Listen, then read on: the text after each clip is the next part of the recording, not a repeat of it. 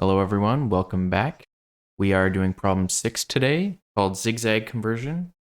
So the problem statement is the string PayPal is hiring is written in a zigzag pattern on a given number of rows like this. You may want to display this pattern in a fixed font for better legibility.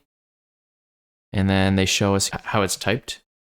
So you have it going down and then up diagonally, down, up diagonally, down, up diagonally, and then back down.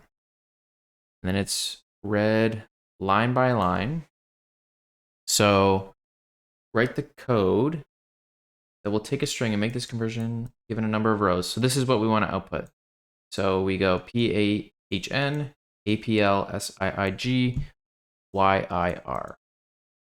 Okay. Hopefully that makes sense. Is there another example? So yeah, they gave us the number of rows is 3 here essentially. And we output what it would look like with 3 rows. Down here, you can see one where there are 4 rows. So it's PayPal is hiring. And you want to do this first row, then the second row, then the third row, then the fourth row. You want to combine them all in order. So, and then obviously something like this with one row is just going to be the regular string.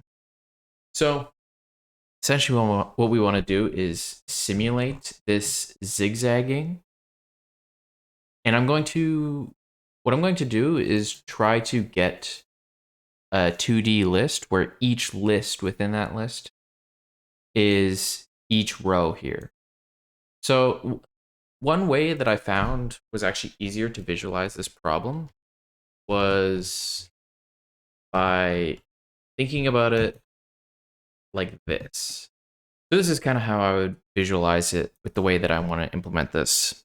And the reason I do this is because it's more obvious to me that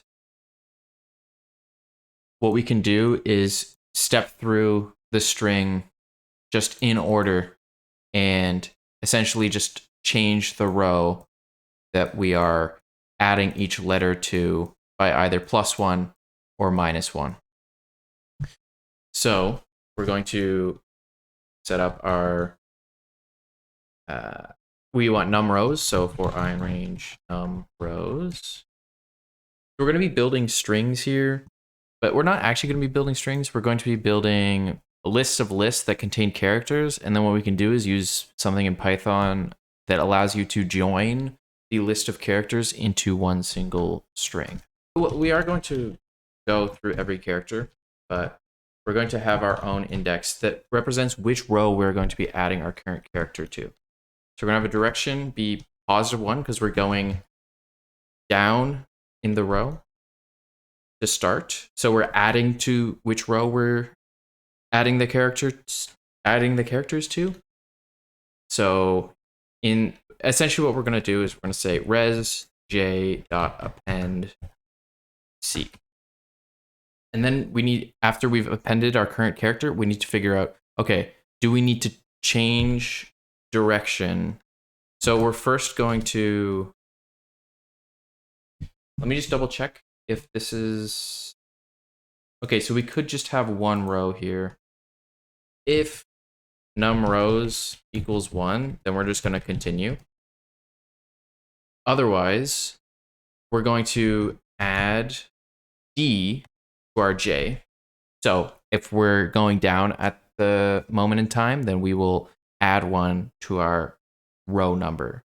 And then what we're going to do is check to see if we need to change our direction for the next time that we go to add something to our row.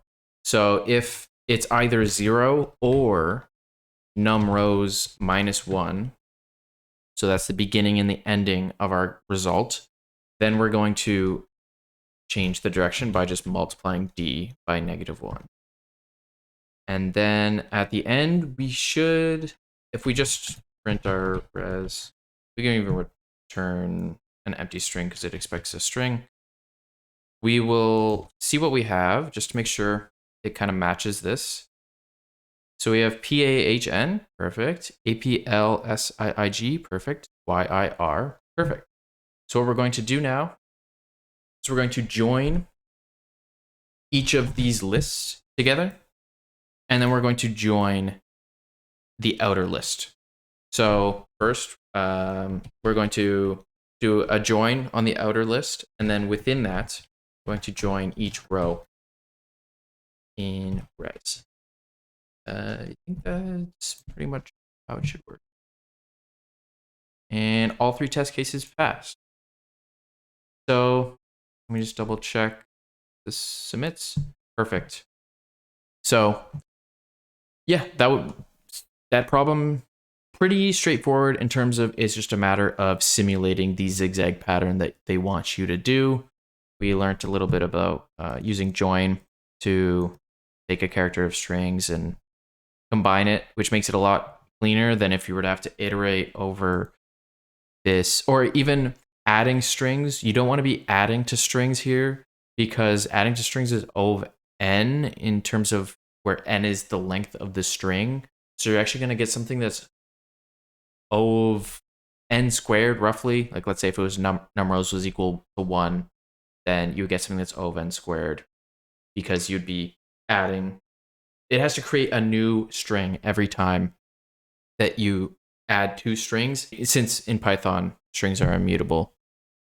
So yeah, I think that was pretty straightforward though, and I guess I'll see you guys in problem 7.